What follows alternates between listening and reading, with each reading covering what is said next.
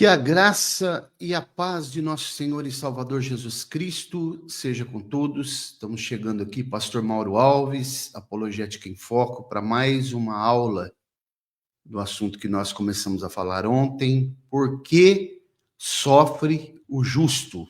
Estamos fundamentados no livro de Jó. Essa é a aula 2, né? Segunda aula.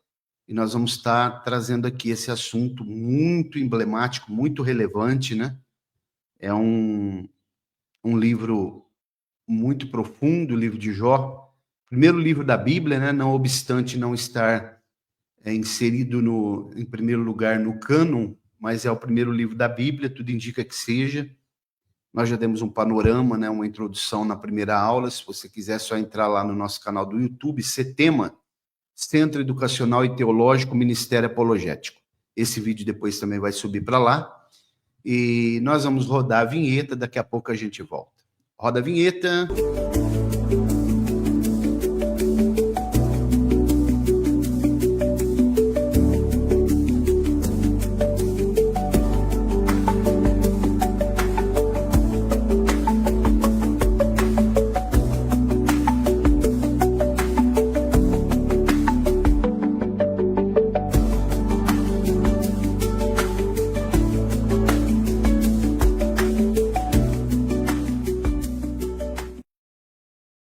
Muito bem, então estamos aqui de volta.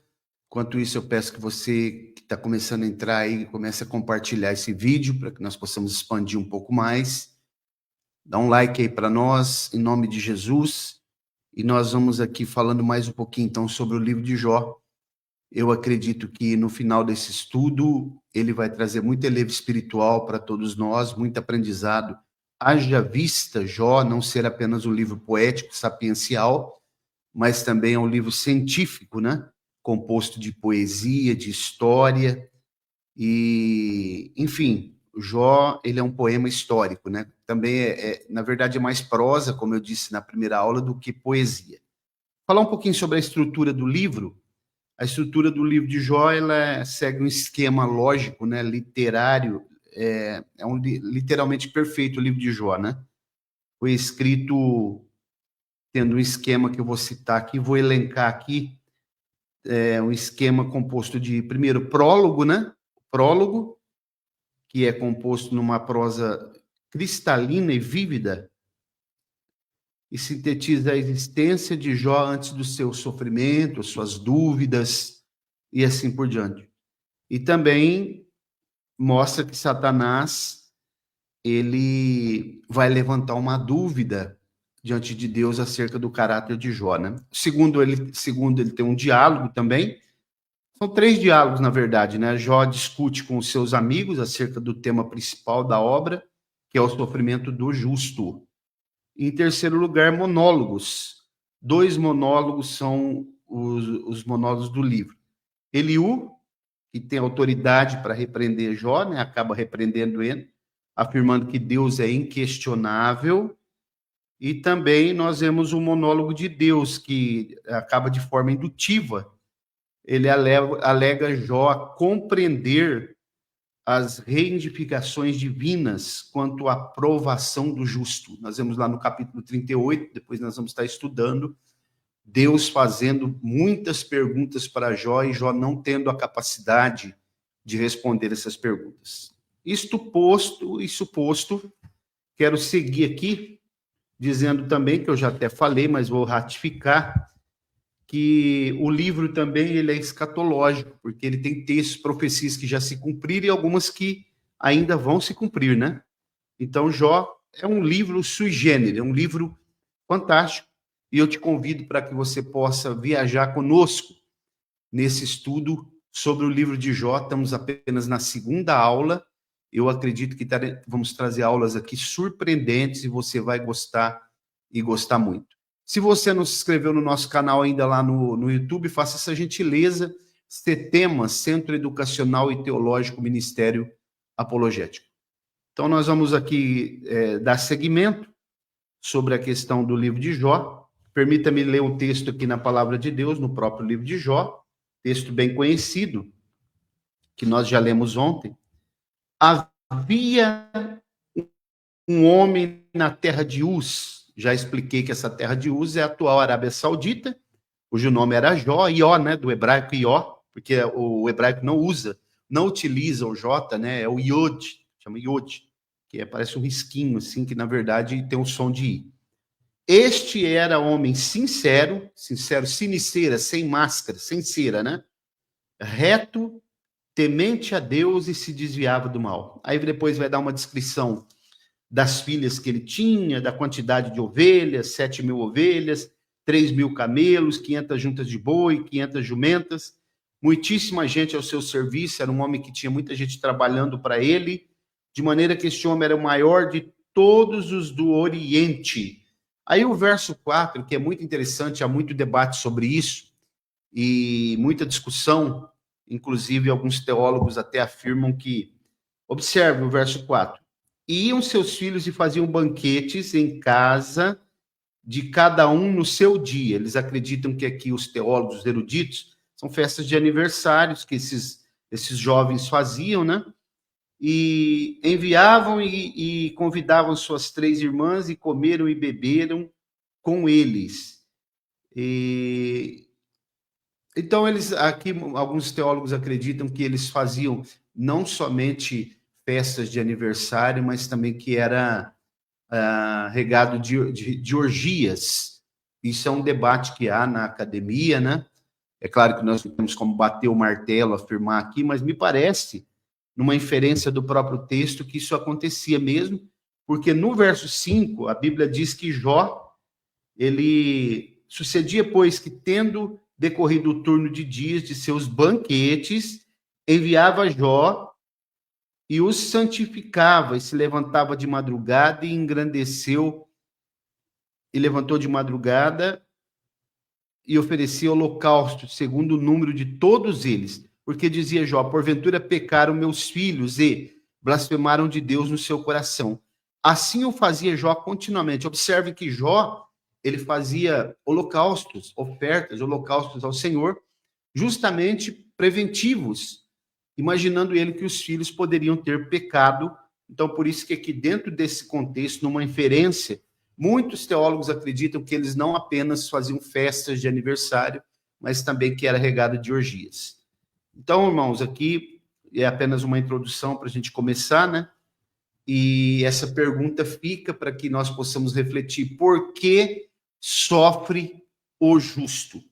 Então, é uma pergunta muito emblemática, né?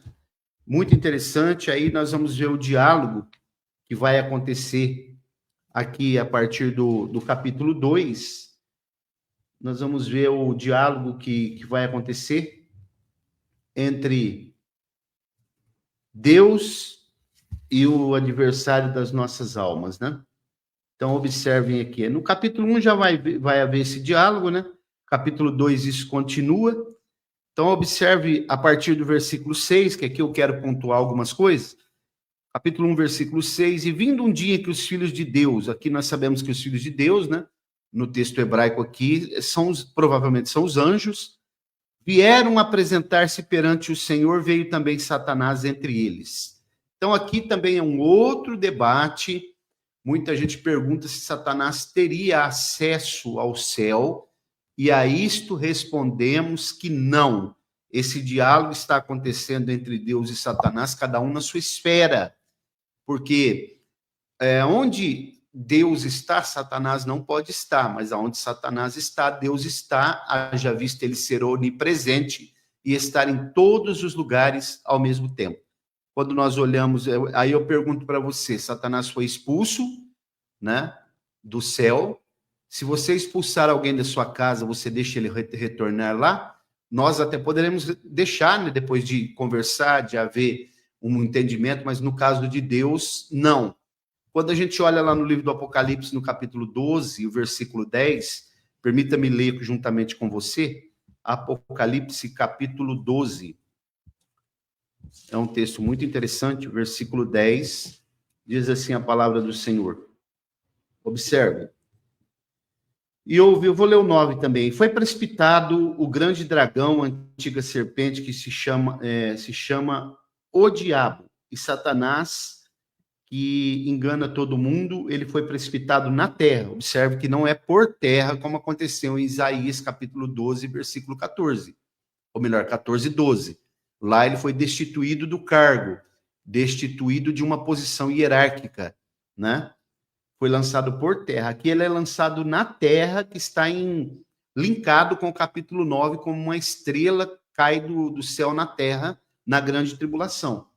Esse versículo 10 aqui do capítulo 12, ele sai um pouco do contexto, não é o mesmo contexto do versículo 9, do versículo 9 a continuação é no 13, mas eu estou lendo o versículo 10, observe o 10 também. E ouvi uma grande voz do céu que dizia: agora chegada está a salvação e a força, e o reino do nosso Deus e o poder do seu Cristo, porque já o acusador de nossos irmãos é derribado, o qual diante do nosso Deus os acusavam de dia e de noite. Observe, diante do nosso Deus não significa lá no céu, na presença de Deus, porque Deus está em todos os lugares ao mesmo tempo.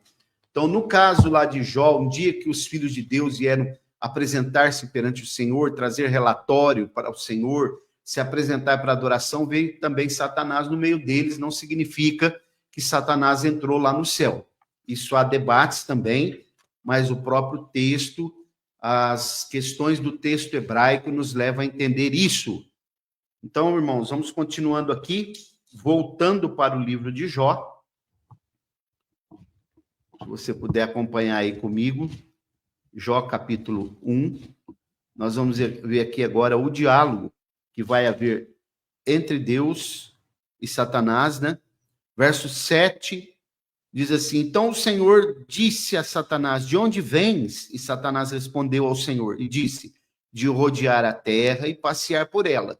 Por quê? Porque Satanás ele não tem a onisciência, ele precisa estar em movimento, rodear por ela, vendo os acontecimentos. Deus vai dizer, verso 8, disse o Senhor a Satanás: observaste meu servo Jó? Porque ninguém há na terra semelhante a ele, homem sincero e reto.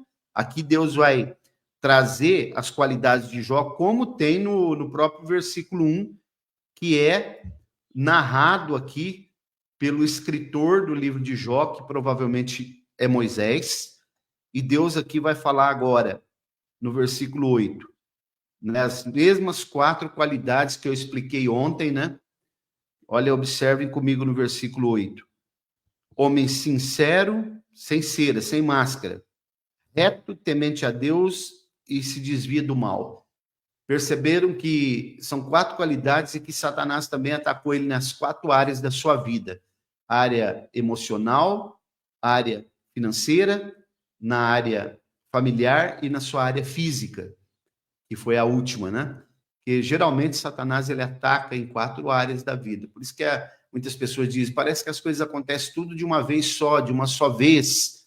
Então nós vemos que ele é diabo, significa acusador, Satanás, enganador, aquele cuja essência do caráter é mau, ele é dragão e ele é a antiga serpente. Então isso aqui não é coincidência, está nas escrituras, porque realmente tem uma finalidade, tem um significado muito profundo. Então, irmãos, vocês já conhecem aqui, né? No verso 8, verso 9, Satanás responde ao Senhor, diz, porventura teme Jó a Deus debalde, quer dizer, à toa? Porventura não o cercaste de bens a ele, sua casa, e tudo quanto tem, a obra de suas mãos abençoaste, e seu gado está aumentado na terra. Então, Satanás está aqui trazendo uma ideia, um conceito de que Jó não seria fiel a Deus, mas estaria fundamentada a sua fidelidade naquilo que Deus havia proporcionado para ele, aquilo que Deus havia dado para ele. Então, é claro que isso é uma falácia, e geralmente Satanás usa pessoas para trazer essas ideias, esses conceitos equivocados sobre nós, né? Que a nossa fidelidade, ela não é totalmente verdadeira, mas Deus é aquele que nos conhece e que, com certeza, pode dar testemunho de nós. Mas aí eu pergunto aqui para todos aqueles que estão participando, e essa pergunta é para mim mesmo. Deus poderia dar esse testemunho que ele deu acerca de Jó a respeito de nós? Fica uma pergunta para todos nós aqui, se é que nós fazemos parte do reino de Deus mesmo, né? Quero falar um pouquinho sobre a questão da terra de Uz, né? Que é provavelmente a antiga, a atual Arábia Saudita, né? A vulnerabilidade dessa terra de Uz na época, porque era bastante vulnerável, né? Nós vemos que os sabeus, né? Sabeus são pessoas provenientes de Sabá, ou Sabá, que é a Etiópia. Quando você lê Sabá na Bíblia, às vezes nós temos um pouco de preguiça, né? De ler, estudar as genealogias, os locais. Então, Sabá, os sabeus vieram de Sabá, da África, provenientes da Etiópia. Então, a Bíblia diz que os sabeus, só um minutinho, desligar o celular aqui. O celular toca toda hora, números que a gente não conhece, esses números que ficam ligando para a gente a todo momento. Mas aqui, irmãos, observe que, então, Sabá, né? Depois fala também dos caldeus, que são aqueles que vieram atacar os filhos de Jó. Os caldeus... depois fala também dos edomitas, né? Terra dos edomitas, os caldeus também atacaram, nós vamos ver aqui no próprio texto. Vamos dar uma olhadinha aqui, ó. Um pouquinho, quando Deus vai autorizar, no versículo 11, Deus diz: estende a tua mão e toca-lhe em tudo quanto tem, e verás que não blasfema de ti na tua face. E verás se não blasfema. Satanás está desafiando Deus. Disse o Senhor a Satanás: eis que tudo quanto tens está na tua mão, somente contra ele não estende a tua mão. Satanás saiu da presença do Senhor. Sucedeu um dia que os filhos e suas filhas comiam e bebiam vinho na casa de seu irmão primogênito. Veio um mensageiro de Jó e disse: bois lavravam e as jumentas passeam junto a eles. E eis que deram sobre eles os sabeus de Sabá, né, da Etiópia, e tomaram os moços, feriram a fio de espada, somente eu fiquei. Então perceba aqui que os sabeus de Sabá atacaram os filhos de Jó, por isso que eu estou falando da fragilidade de Uz, a terra de Uz. Então, irmãos, né, é muita coisa que a gente precisa falar aqui sobre o livro de Jó, né? Esse horário é um horário meio complicado aqui para mim gravar vídeos, né? Eu não tenho revestimento acústico aqui no meu escritório, mas eu peço aos irmãos que estejam atentos àquilo que a gente vai estar falando nas próximas aulas. Eu só dei um panorama aqui hoje, né? E eu acredito que isso vai ser de elevo espiritual para todos nós. Vamos ficando por aqui. Fiquem na paz do Senhor. Compartilhe esse vídeo e até uma próxima eventual oportunidade, se o Senhor permitir. Abraço a todos, Deus abençoe.